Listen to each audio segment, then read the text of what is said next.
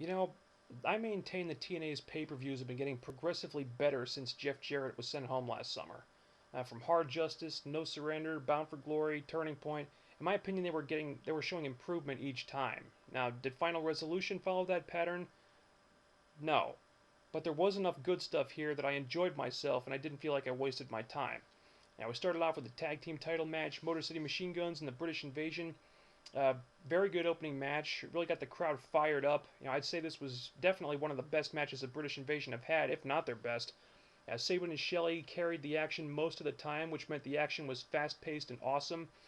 The crowd was into all the near falls. I think they were really anxious to see the Guns finally win those damn belts, and so was I. But I think having the Brits go over was probably the right thing to do, just because the Guns have pretty much been chewing them up and spitting them out for weeks now. And if Sabin and Shelley won the titles here, it wouldn't mean as much. I mean, I think it's better if you have the Brits retain against the Guns at least once to put some heat on them, and then have Sabin and Shelley get a rematch and win the titles, hopefully at Genesis. And I think they will, just because Beer Money have kind of been forced out of the title picture for the time being, and Lethal Consequences are just doing absolutely nothing right now. So a rematch is really the only thing they can go with, unless that horrifying rumor of an Outsiders reunion pans out. So anyway, this was a good match to start the show with. I wish it had gone a little bit longer, but it gets a thumbs up. Next was the beginning of the lull in the pay-per-view, unfortunately. Tara versus ODB for the Knockouts title.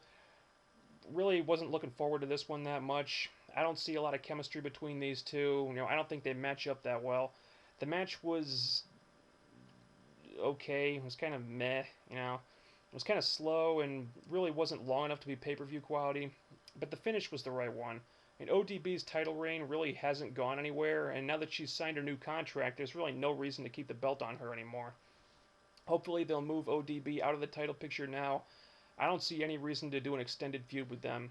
I definitely think it's time to cycle in some new challengers for the title. Alyssa Flash for sure, and Roxy, although she'll be out for like 6 weeks with a broken ankle, unfortunately. But when she comes back, definitely. I mean, they're the most viable contenders since the other girls are doing the tag team thing right now. And I mean, either one of them would match up better with Tara than ODB does. Next, the elimination match: Team 3D, Rhino and Jesse Neal versus Matt Morgan, Hernandez, the Pope, and Suicide.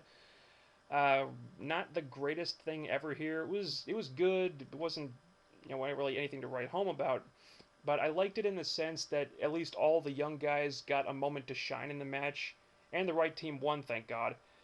Morgan and Hernandez got put over really well, especially Morgan beating 3D by himself. I mean, they sold it like the feud is over now, and I really hope it is. I think being in an 8-man tag feud has really stalled the Pope's momentum. He should really be in a singles program. And Morgan and Hernandez should be above this stuff by now. They should be knocking on the door of the main events, not jobbing to a bunch of mid-carders. Plus, I mean, a lot of this feud has just been about trying to get Jesse Neal over. And no offense to him, but I don't think it's going to happen. I haven't seen anything from him yet. I really don't think he's that talented. I mean, he doesn't seem to have gotten that over, and I don't think he will. So let's just end this thing and move on, cut our losses. Steiner versus Lashley. That match I really didn't care about. Abyss and Foley versus Raven and Dr. Stevie. I didn't even care enough to watch that one. Sorry. Beaster fired. The match was not as good as the one last year. Probably because the Motor City Machine Guns weren't in it this time. Of course, that's just one reason. There was some decent action towards the end of it, but overall it was just a big clusterfuck. The winners were a big mixed bag. Samoa Joe gets the world title shot. That's perfect. Exactly what should have happened. Sheik Abdul Bashir gets fired. Thank you.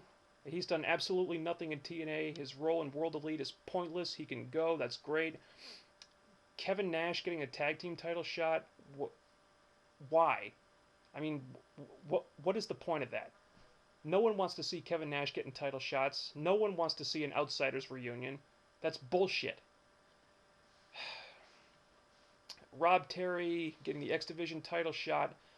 Um, I don't like it, but it doesn't really bother me because there is no way in hell that Rob Terry is going to win the X Division title. TNA management are not high on Rob Terry.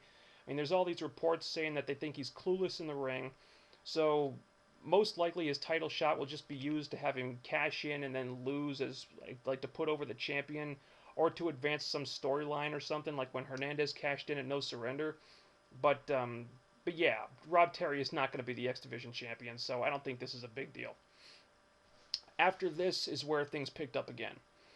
Kurt Angle versus Desmond Wolfe, 3 Degrees of Pain. Another fantastic match between these two.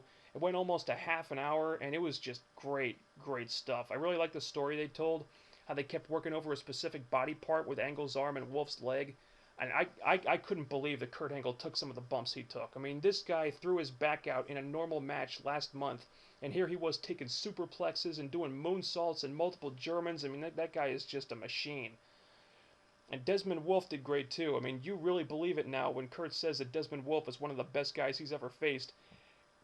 And it was good that they gave Wolfe the first pinfall, he would have won if it had been a normal match. I hope they mentioned that on the show. The one thing that I would have changed about this, though, is that I would have had Desmond Wolfe go over. Yeah, it was really close with Angle only winning by like the skin of his teeth, but Desmond Wolfe really needed this win a lot more. And yeah, Kurt's probably headlining Genesis with AJ next month, but there's plenty of ways you could install him as the #1 contender and still have Wolfe go over here. I mean, Wolfe really needs to get some big wins at this point, and hopefully he will before he loses any more momentum. And then the main event, AJ Styles and Christopher Daniels for the World Heavyweight title. You know, when these guys were having their feud in the X Division a few years ago, I always wanted to see this. I couldn't wait until they worked their way up the card so we could see them go at it in the main events for the world title, and they did not disappoint. I mean, this was just as good as their X Division matches were. I mean, they got over 20 minutes and they just blew the roof off the place. I mean, the finish was awesome with the Styles Clash off the turnbuckle. I can't say enough about this match. I mean, they were in a tough spot having to follow Desmond Wolfe and Kurt Angle, but they did it, man. I mean, you kind of knew that AJ was going to win, but that didn't take away anything. Tremendous stuff. Great way to close out the pay-per-view. It's just a shame that the build-up didn't match the quality of the work here. So, yeah, the writers really did the wrestlers a disservice on that one. So, we had a really good match to start the show, and 2 awesome matches to close the show. Everything in the middle was not as good, admittedly. I mean, nothing that was really terrible, but nothing really interesting either. So, Final Resolution kind of rested on the shoulders of a tag title match in the double main event, and those matches were damn good. So, on the basis of those 3 matches, I think you got your money's worth. I mean, the build-up was atrocious, but the show was good. Yeah, they do need to improve some things, but I enjoyed this pay-per-view for the most part. I'll leave it at that. No Impact this Thursday, so I'll see you in 2 weeks for the New Year's Eve knockout show. Oh, tweet Dixie Carter about signing the Young Bucks. Yeah, okay, now I'm done.